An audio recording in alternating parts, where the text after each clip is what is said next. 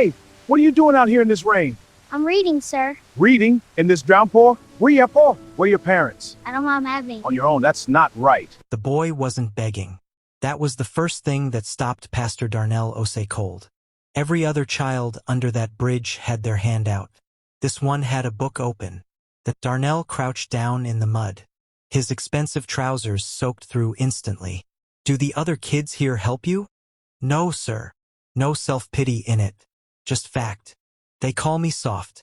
They say I should learn to steal if I want to eat. Sometimes when my stomach is really bad.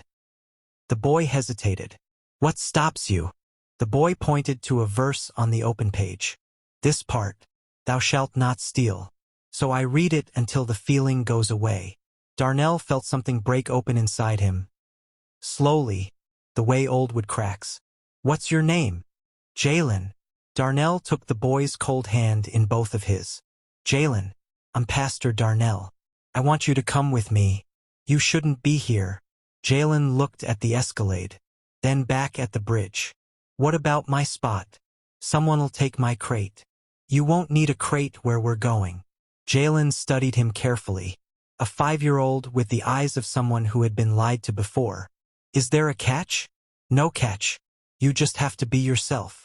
Darnell felt his voice crack. You've taught me more in 5 minutes than I've learned in 50 years. I think God didn't send me to that stadium tonight. I think he sent me here. Jalen closed his Bible slowly and tucked it inside his shirt. Okay, he said. If God sent you, I'll follow.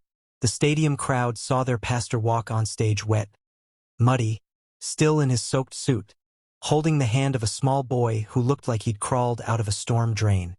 The music stopped. 50,000 people went silent. Darnell picked up the microphone. Tonight I was supposed to tell you about miracles, he said. But I met one on the way here. People wept. The story spread before the night was over. Back at the mansion, Caden watched the live stream from the couch and poured himself another drink. He brought a street kid on stage? That's embarrassing. He muted the screen. Brianna said nothing. She just stared. The next morning was tense in ways that didn't need words. Jalen came to the breakfast table in new clothes, carrying his old wet Bible.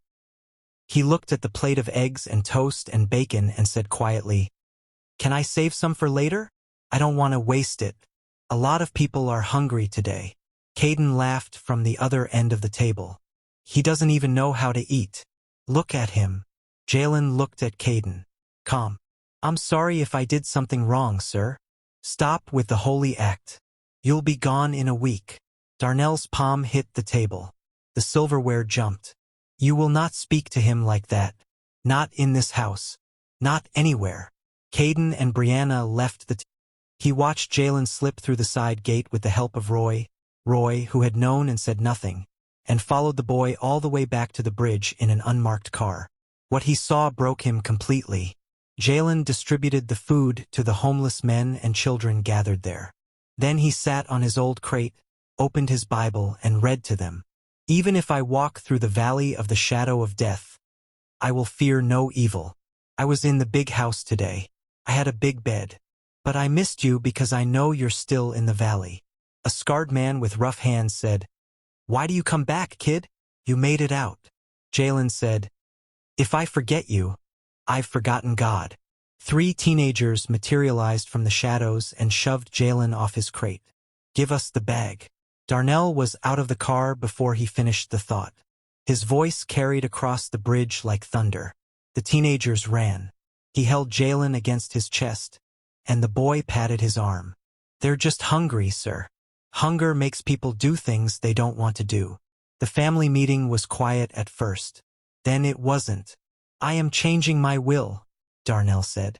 Jalen will be the primary heir to this estate and this ministry. The silence lasted exactly 2 seconds. Then Caden was on his feet. You can't give our inheritance to a kid you found on the street 3 weeks ago. That's not faith, Dad. That's insane. It's not your money, Caden. It never was. Brianna was shaking. Not from whatever was in her system, from shock. Real shock. The first real thing Darnell had seen on her face in years. You're choosing him over us. I'm choosing you by doing this. Darnell said, his voice suddenly quiet. You have been buried under everything I gave you. Maybe in having less, you'll find what Jalen found in the rain. 5 years passed. The news had a field day. Billionaire pastor disinherits children for homeless boy. Darnell didn't read the articles. Caden got a job, a real one, junior manager at a development firm. He wasn't impressive at it. But he showed up. He earned his check. Some mornings that felt like enough. Brianna went to rehab when she finally hit a floor that didn't have any give. She came out and started working at a public clinic in a part of the city nobody photographed. She was good at it. Darnell's health was going. Years of carrying too much had cost him. He was sitting in the garden when Brianna arrived. She was in a nurse's uniform. Her eyes were clear for the first time in a decade. She knelt beside his chair. I hated you, she said. I thought you were being cruel. But when I had nothing, I had to finally look at myself. She pressed her face into her hands. I saw what I'd become. Darnell reached over and touched her hair. I never stopped loving you. I just had to stop covering for you. Caden arrived 20 minutes later. He didn't hug his father. He shook his hand. Firm. Honest. I'm not there yet, Dad. But I'm getting there. Jalen walked out with a tray of tea, saw them all together, and stopped. Caden looked at him. Thank you for taking care of him. Jalen set the tray down. He's my father, Caden. Same as he's yours. We're all his. Darnell looked at the three of them in the fading light. Two who had finally come home. One who had never left. My heart is at peace, he whispered. Years later, Jalen stood on the same stage where Darnell had first brought him. He looked out at thousands of faces. People ask how a street kid became the heir to a billionaire, he said. They think I got lucky. He paused. But I was already an heir the moment I opened that Bible in the rain. I already had the greatest thing in the world. He looked down at his hands, still carrying the same worn, water-stained Bible. Pastor Darnell didn't give me wealth. He gave me a platform for the wealth I already had. He looked up. The question isn't what you own. The question is, what would you still have if you lost everything else?